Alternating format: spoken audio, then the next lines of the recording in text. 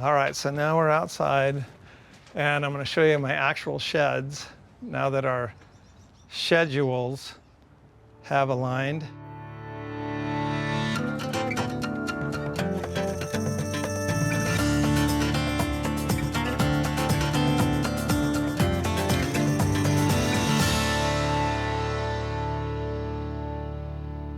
My name is Dave Smith. I am the founder of Dave Smith Decoys.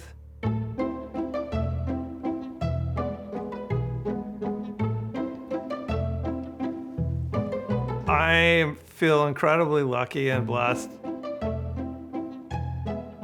I literally get to play with clay for a living, and I live in Hillsboro, Oregon, 18 miles from Portland. I wish I was further from Portland, but it's barely far enough.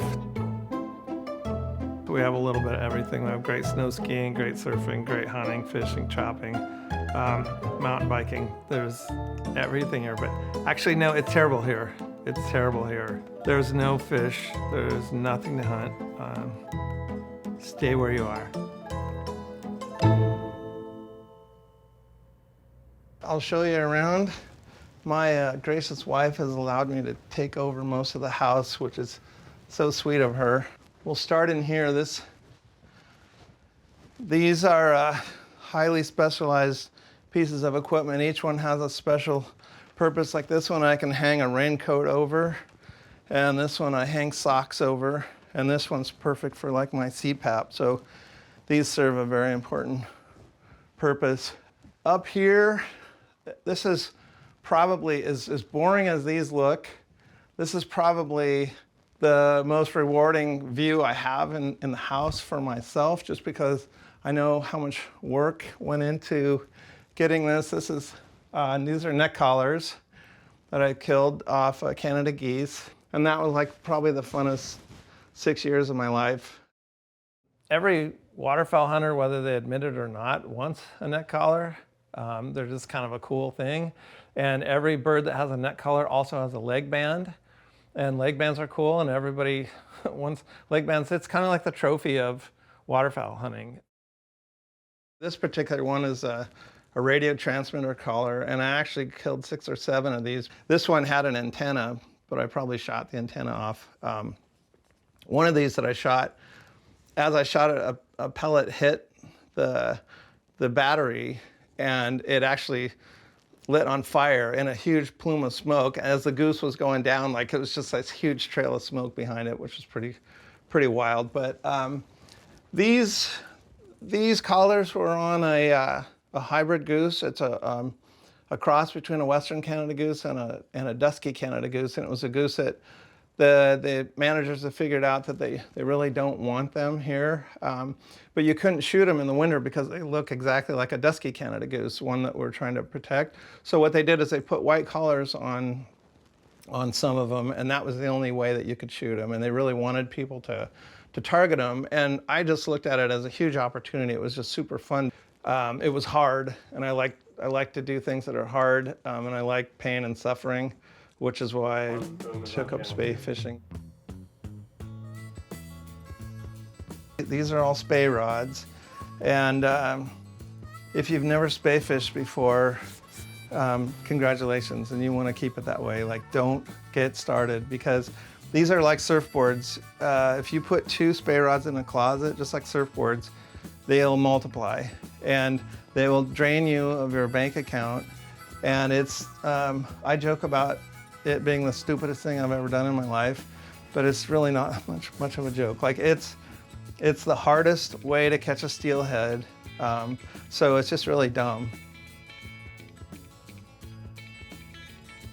And here's where I tie flies, and mostly tie, winter steelhead flies. That's easily my favorite thing to do is spay fish for winter steelhead. And the joke is that you get into fly tying to save money, and it's like I could be buying these flies like this for probably $5 each, but instead I tie them myself and pay like $24 each. And that is no joke. That's real. Way early on, I got interested in taxidermy, and I was doing, birds and fish and game heads and everything. I did work for 7 years for Nike, and I did clay sculptures there as part of the design process. I kind of got headhunted from Nike and went to Fila, and I worked there for 3 years. The wildlife art was calling too much, and I wanted to make goose decoys because I was using every goose decoy that I could find. And I bought every decoy that was ever advertised, and they were just not working the way that I felt like that they should. So I just set out to do a sculpture of a Taverner's Canada goose. That was our goose that we hunted the most here, and the goose I really, really loved. Then it just turned into a business like before I knew it. So this would be a decoy that I made by myself. I made decoys for 3 years before I ever had a partner or employees or anything like that. And this is one of them. And then here's just some miscellaneous things. I was in a bass club for a couple of years, and a few calling contests, my little bragging board, and I hang them here and then I never look at them ever again. So this is a prized possession because this is a one-of-a-kind. It's an original painting and it's hand-painted by my artistic mentor, Ron Pittard. Like, Ron is easily the most inspiring person for me from an artistic standpoint. He was an absolute genius artist. He did a lot of flat art, but he made a ton of 3D models. He was the best on earth when it came to 3D fish replicas. These are also some paintings. These are some original paintings that Ron Pittard did. The Pittard family gave them to me after he passed away, so I'm gonna get them hung up. That was my first and only attempt at flat art. I was a starving artist, like I've pretty much always been my whole life, and they had a art print and stamp contest, and I can't remember what the prize was, but I was like, oh, I need that. And so I attempted to paint this, and it didn't win. Since I didn't win, I was like, okay, well, I don't have it. I can't do flat art, so I never did it again. And so that was kind of lame. You should probably try harder than that and not give up if you don't win the first time. So don't be a Dave.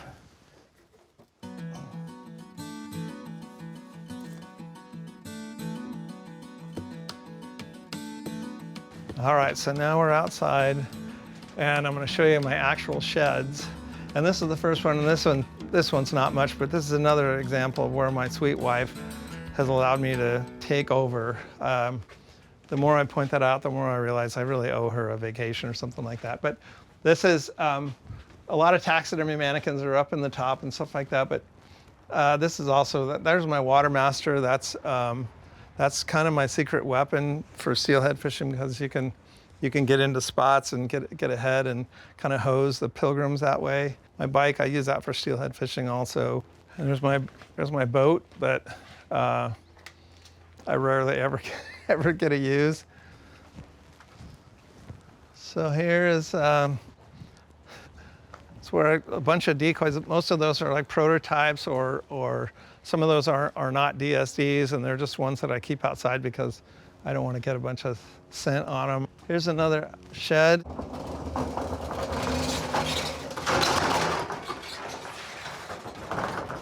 Now this is a shed that really is dedicated to just hunting and trapping stuff. Day-to-day hunting stuff.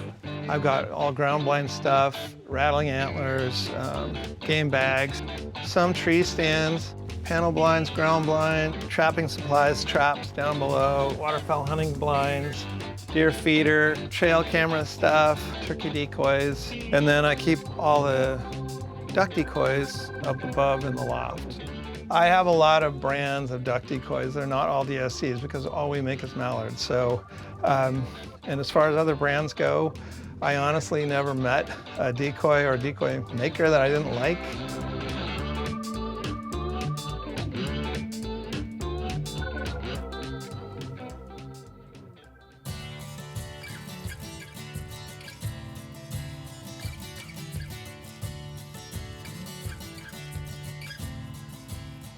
I kind of vowed to do decoys until it's time to retire and then go back to fish. This is a fish that I'm working on right now for a local guide, Scott Ammerman. This is one that I'm gonna mold too. There's a 70-pound Chinook salmon mold. Like this is a silver salmon, a coho that just has the real base colors put on. This is a finished fish. This is a Deschutes red side. That's our Oregon State record smallmouth bass. The number one thing that I do in here is clay sculptures of decoy masters. And so I just keep the clay warm in that oven, and I make an armature usually out of foam, cover it in clay, and then start sculpting in details.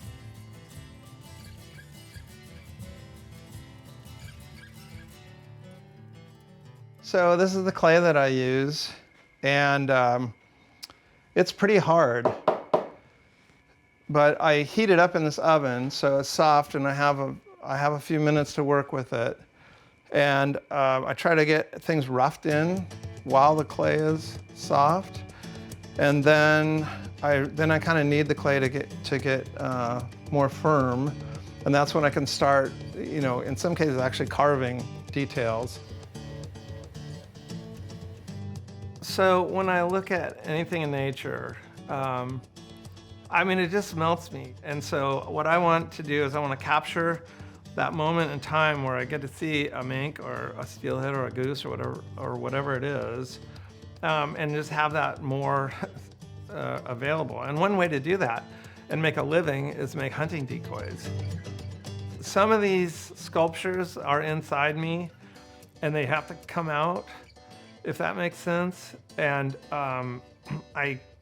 once they're out, it feels really good, and it feels like I've scratched an itch. When I get a sculpture done, I take it to the shop and they make a mold of it, and then I work out the paint schemes. I do what I do for two reasons.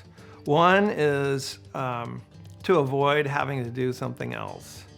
And that means like having a sit-down job or working in a cubicle.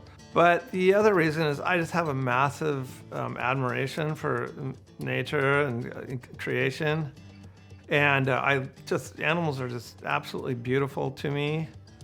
And then that goes hand in hand with, I love hunting, and I want the absolute best equipment that I can possibly find.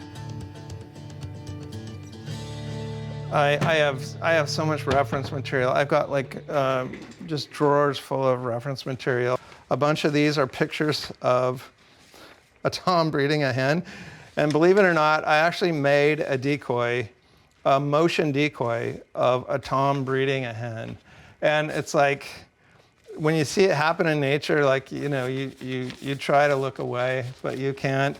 And then the joke is like, kids, you know, stay in school, because you could be an engineer or something, and you don't have to be making clay sculptures of decoys humping. I think it's going to happen someday, but so far it hasn't. My nightmare's always been that get a sculpture finished, I'm trying to get it from here to the shop, and just like from here to my truck, that I'm just going to trip and fall, or get in an accident or something like that, or at the shop I'm going to trip and fall. And I'm just like always so happy once I hand it over to the shop and get it set down on the table, then it's like, okay, it's on you guys now.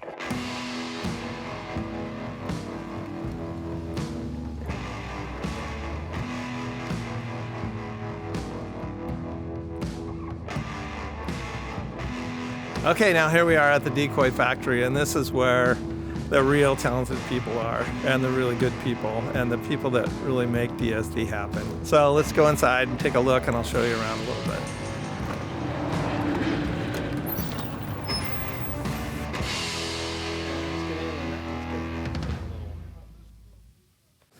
So in this room, we make all the molds, and we re-pour the silicone on all the molds. And this is the room that I come to when I bring a decoy master. And Donnie over here makes the mold. and I try not to let him down, and he never lets me down. That's why I started keeping my big pieces in my box, because I know exactly where they are. So this is where decoy bodies are made, and these are rotational casting machines.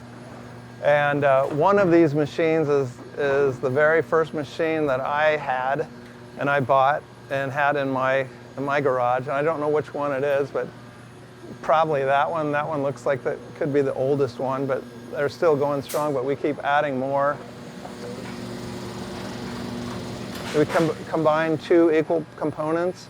You pour it into the mold and then start it spinning, and it coats the whole inside of the mold, and it continues to spin until the plastic is cured. And then you have to let it sit for a while longer so that it holds its shape.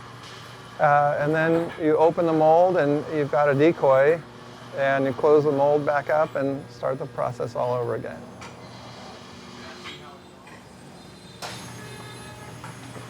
So here are parts when they come out of the mold after they've cured long enough. There's usually some flashing from the mold. It's a little fin of excess plastic that goes all the way around. And these people will grind that off. And as they're grinding it off, they also blend in the texture, whether it's feathers or fur, to make it look real and natural. And from here, it goes into the next room where we clean and paint the parts. This is the painting room. We'll take a look over here.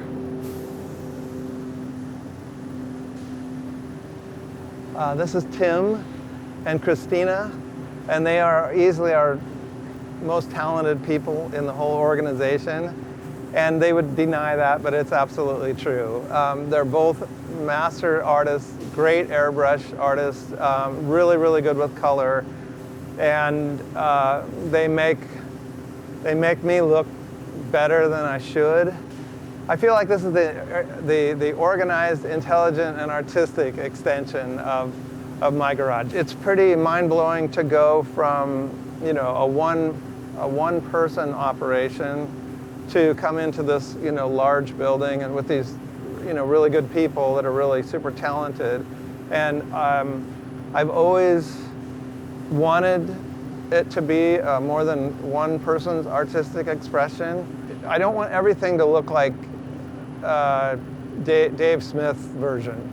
I want to see Christina's version. I want to see Tim's version and Justin's version, and I want that to be a blend of all those things. And that's honestly how we get the best results, for sure. And this is the room where Bobby boxes everything up. He checks every order, and he also is our final quality control to make sure that everything that goes out meets his standards. And this is kind of the last step for decoys.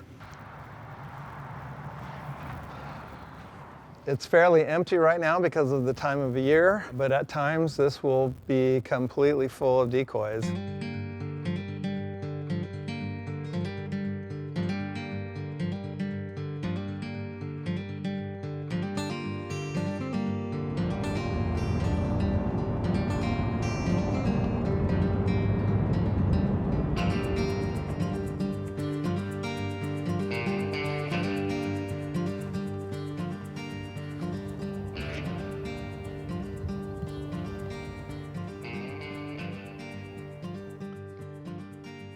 I do think of nature as art, and I do think it's a worthwhile endeavor to try to reproduce, especially the most perfect animal in the most perfect pose, because we don't get to see it enough.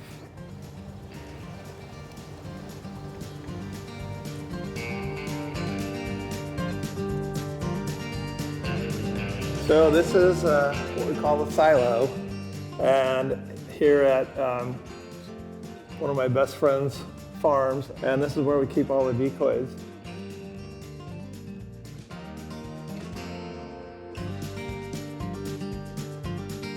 Some DSDs and tons of other brands. We've got a representation of almost every major decoy maker here. This is kind of a neat place for me because it takes me back to my roots. I mean, it's just super rewarding when you put a lot of time into the sculptures and then it eventually turns into a decoy. And sometimes you just tend to think that it just all ends there. You deliver the decoy to the shop and then decoys are made, but this is kind of the next step, is to get all these decoys here and then out in the field and then to see the decoys work. I always wondered, like, well, would I feel bad if the decoys are working really, really good? And I don't. Like, it feels great. I mean, that's the whole point.